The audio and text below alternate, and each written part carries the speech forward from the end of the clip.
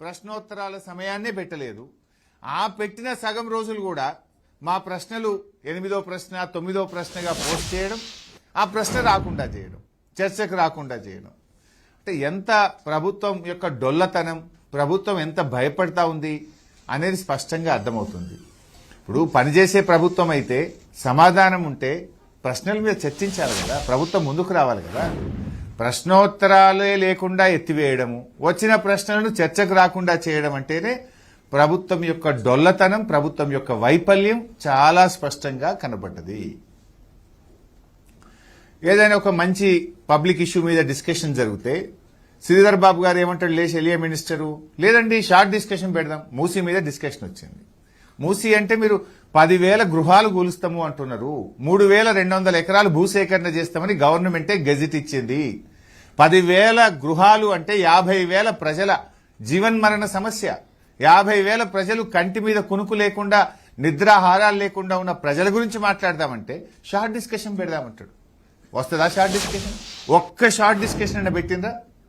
అంటే అప్పటి మందం దాటవేయడానికి షార్ట్ డిస్కషన్ పేరిట దాటవేయడం, పక్కదో పట్టించడం, పారిపోవడం, ఇది ప్రభుత్వ విధానం. ఇకపోతే ఏ ఒక్కదాని విషయంలో ప్రతిరోజు అసెంబ్లీ మీరు కూడా చూశారు, నేను అనేక సార్లు ఏమైనా ఏ ఒక్క రోజైనా అసెంబ్లీ టైంకి స్టార్ట్ అయిందా? నేను బీఎస్సీలో కూడా చెప్పాను, 10ంటికి ఏందండి అసెంబ్లీ, 8:30కి పెట్టండి, పొద్దున్నే 8:30కి అసెంబ్లీ సమావేశపరచండి, ఓ గంటన్నర సమయం కలిసి వస్తుంది అంటే అసెంబ్లీ 8:30కి పెట్టడానికి ప్రభుత్వం ముందుకు రాదు. 10ంటికి పెడతారు. పోనీ 10ంటికన్నా అసెంబ్లీ స్టార్ట్ అయిందా? ఏ రోజు కూడా 10 అంటే 10ంటికి స్టార్ట్ కాలే. 10:05, 10:06, 10:10. అసలు సమయ పాలన లేదు, సభ అంటే మర్యాద లేదు, గౌరవం లేదు. ఇదేదో గాంధీ భవన్ లాగా మార్చేసింది శాసనసభను. గాంధీ భవన్ లో మీ ఇష్టం ఉన్నట్టు చేసుకోండి. శాసనసభ అంటే అన్ని పక్షాలది, అత్యున్నత ప్రజాస్వామ్య విలువలు కలిగిన చట్టసభ. ఈ చట్టసభ ప్రతిష్టను, గౌరవాన్ని కూడా మంటగలిపే విధంగా ప్రభుత్వం యొక్క వ్యవహార శైలి ఉండే. House adjourned for tea break అంటారు. టీ బ్రేక్ ఎంతసేపు ఉంటుందండి? 10 నిమిషాలు ఉండాలి.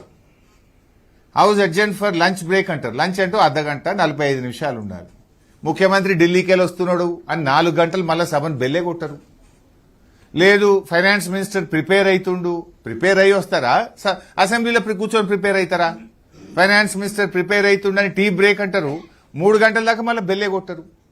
Is the way of running the house. ఓ రోజు ముఖ్యమంత్రి కేరళ పోతాడు, కేరళకి వెళ్ళి రావాలని ఆపుతారు. ఓ రోజు ఢిల్లీకి వెళ్ళి రావాలని ఆపుతారు. ఒక రోజు ఫైనాన్స్ మినిస్టర్ ప్రిపేర్ కాలేదని ఆపుతారు. ఓ రోజు పెండ్లుందని పోతారు. ఇదా పద్ధతి? అంటే అసలు కనీసము ఎక్కడ కూడా ఒక సమన్వయం లేదు ప్రభుత్వం. ప్రతిపక్షాన్ని సమన్వయం చేసుకొని ప్రతిపక్ష సభ్యులకు ఇన్ఫర్మేషన్ కూడా లేదు. ఒకరోజు నేను బడ్జెట్ మీద మాట్లాడాలి, టీ బ్రేక్ ఇచ్చారు.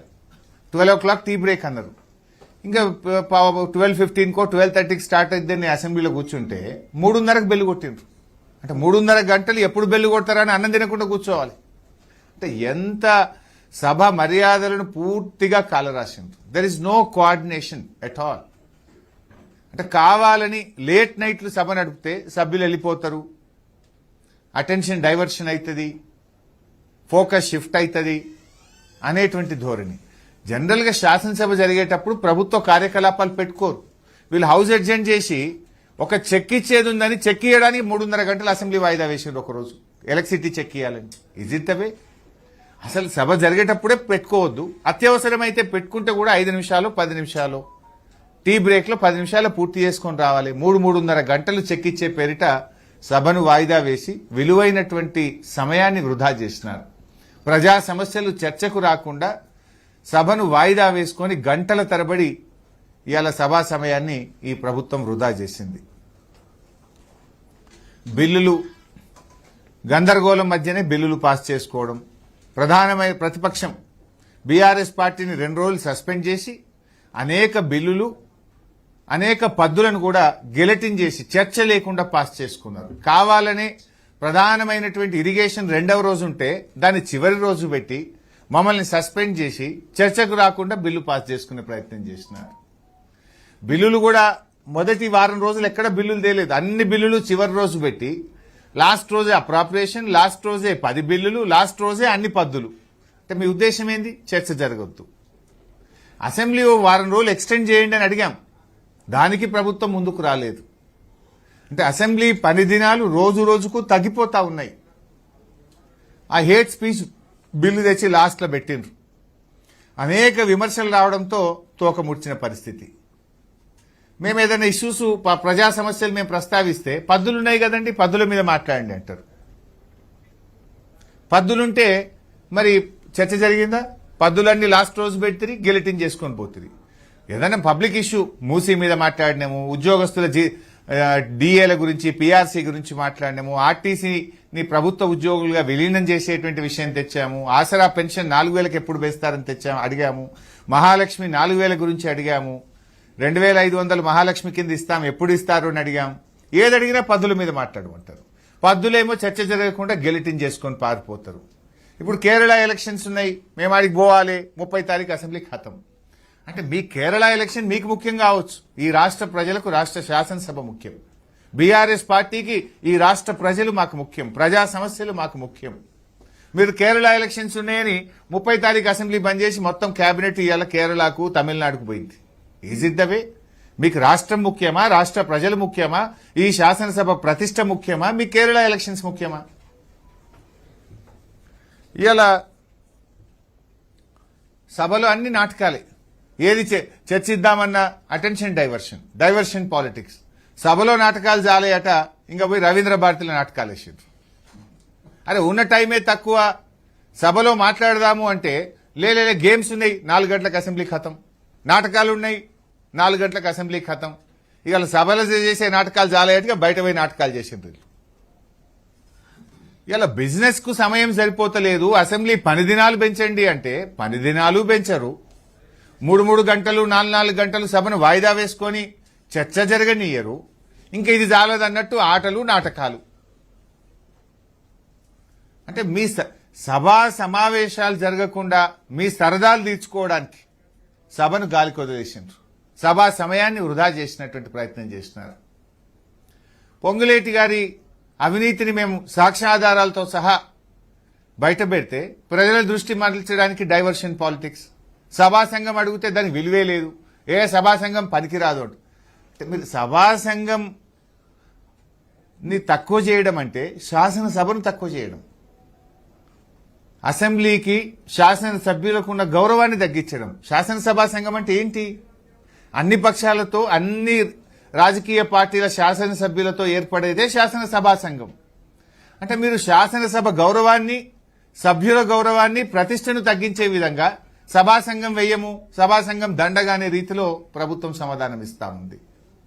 అంటే రెడ్ హ్యాండెడ్ గా ప్రభుత్వ అక్రమాలను మేము బయట పెట్టే ప్రయత్నం చేస్తే ముఖ్యమంత్రి గారు ఏ సాక్ష్యాధారాలు లేకుండా మా మీద ఆరోపణలు చేసి డైవర్షన్ పాలిటిక్స్ పాల్పడే ప్రయత్నం చేస్తా ఉన్నారు. అంటే అవినీతి నుండి మంత్రి గారిని కాపాడడానికి 2 రోజుల పాటు బీఆర్ఎస్ పార్టీ ఎమ్మెల్యేలను సస్పెండ్ చేసి బిల్లులను గెలటిన్ చేసి పాస్ చేసుకొని పోయిండ్రు. అసెంబ్లీ నాటకాలు, బయట నాటకాలు నడిపింది 2 రోజులు. మేముంటే వాళ్ళ ఆటలు సాగవని, వాళ్ళను మేము ప్రశ్నిస్తామని మమ్మల్ని సస్పెండ్ చేసినారు. ఇవాళ ముఖ్యమంత్రి గారు, బట్టి విక్రమార్క గారు, ఉప ముఖ్యమంత్రి గారు మా బడ్జెట్ చింపుతారా అని మాట్లాడే ప్రయత్నం చేస్తా ఉన్నారు. ఎస్, చింపినాం. ఎందుకు చింపినాం? మీ బడ్జెట్లో ఏమి లేదు డొల్ల గనక మీ బడ్జెట్ కాయిదాలు చింపి మా నిరసన తెలియజేసినాం. బడ్జెట్లో మీరు ప్రజలకు ఇచ్చిన 6 గ్యారంటీలు లేవు గనక చింపి మా నిరసన తెలియజేసినాం. మీరు పెట్టింది 3వ బడ్జెట్, ఇక మిగిలింది ఒకటే బడ్జెట్.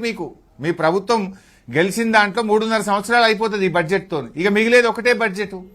100 రోజుల్లో 6 గ్యారంటీలు అమలు చేస్తామని మొదటి గ్యారంటీ అవ్వాతాతలకు 4,000 పెన్షన్ మీరు 3 బడ్జెట్లలో పెట్టలేదు. 1 కోటి మంది మహిళలకు నెల 2,500 ఇస్తామని 3 బడ్జెట్లలో పెట్టలేదు.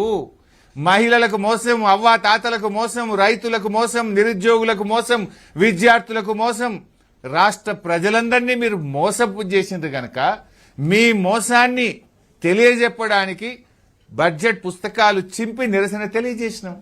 చెవులో పువ్వులు పెట్టుకొని నిరసన తెలియజేసినాం. ఇందులో తప్పెట్లయితుంది? మీరు ఎవరి చెవులలో పువ్వులు పెట్టిండ్రు? ఇప్పుడు మీరు 6 గ్యారంటీలు 100 రోజుల్లో అమలు చేస్తామని చెప్పి మీరు కదా ప్రజలకు చెవులల్లో పువ్వులు పెట్టినారు, మీరు కదా ప్రజల్ని మోసం చేసినారు. అందుకే ప్రజలకు మీరు చేసిన మోసాన్ని మిమ్మల్ని నిద్రలేపడానికి, మిమ్మల్ని తట్టి లేపడానికి, మీ మోసాలను మీకు అర్థం చేయించడానికి వినూతన రీతిలో చెవులో పువ్వులు పెట్టుకుని నిరసన తెలియజేసినాం. What is wrong in this? బట్టిగారితో మాకేమైనా గెట్టు పంచాయతీ ఉందా? బట్టిగారితో మాకు వేరే పంచాయతీ ఉందా? వ్యక్తిగతం మాకేం లేదు కదా. It is not with Bhatti గారు, it is with the government. Because he is being the finance minister, definite గా అడుగుతాం కదా. ఆర్థిక మంత్రిగా బడ్జెట్ ను ఆయన ప్రవేశపెట్టినారు కనుక ఈ ప్రభుత్వాన్ని ప్రశ్నిస్తున్నాము, ఆర్థిక మంత్రి గారిని ప్రశ్నిస్తున్నాం తప్ప అది వ్యక్తిగతంగా మేము బట్టి గారిని ప్రశ్నించడం కాదు కదా. It is the fight with the government on behalf of the people of Telangana. తెలంగాణలోని ప్రజల పక్షాన ప్రజల గొంతుకగా బీఆర్ఎస్ పార్టీ పనిచేసిందే తప్ప బట్టి గారితో గెట్టు పంచాయతీతో ఇంకో వేరే పంచాయతీ మాకు లేదు. ఇప్పుడు ముఖ్యమంత్రి గారు అసెంబ్లీ స్టార్ట్ కాకముందు ఏమన్నాడు? కృష్ణా గోదావరి జలాల మీద అసెంబ్లీలో చర్చిద్దాం, మాట్లాడదాం, తేల్చుదాం అని పెద్ద పెద్ద బీరాలు బలికిండు. మరి ఎందుకు మాట్లాడలే? కృష్ణ మీద మాట్లాడలే, గోదావరి మీద మాట్లాడలే, చివరికి ఇరిగేషన్ పద్దు మీద కూడా మాట్లాడలే. ఇరిగేషన్ పద్దు కూడా చర్చ లేకుండా గిలటిన్లో పాస్ చేసుకున్నారు. ఇరిగేషన్ పద్దు చర్చకు వచ్చినప్పుడు మమ్మల్ని అసెంబ్లీ నుంచి సస్పెండ్ చేసుకుని ఏకపక్షంగా పాస్ చేసుకున్నారు. మరి ఏం ముఖ్యమంత్రి గారు, నువ్వే చెప్పినావు కదా కృష్ణా గోదావరి జలాల మీద అసెంబ్లీలో చర్చిద్దాం, ఎందుకు పారిపోయినావు? ఎందుకు చర్చించలేదు అని అడుగుతా ఉన్నాం. మేం బీఆర్ఎస్ పార్టీగా ఈ ప్రభుత్వాన్ని అనేక విషయాలను ఎత్తి కూడా చూపగలిగినాం. ప్రభుత్వ ఉద్యోగాల విషయంలో ముఖ్యమంత్రి గారు చేస్తున్న తప్పుడు ప్రచారం అని శాసనసభ సాక్షిగా రుజువు చేసినాం.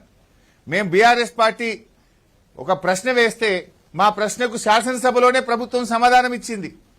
మేమిచ్చిన ఉద్యోగాలు 60,000 కాదు 16,000 ఉద్యోగాలే కాంగ్రెస్ పార్టీ ఇచ్చిందని శాసనసభలో ప్రభుత్వ సమాధానం ద్వారా స్పష్టమైంది.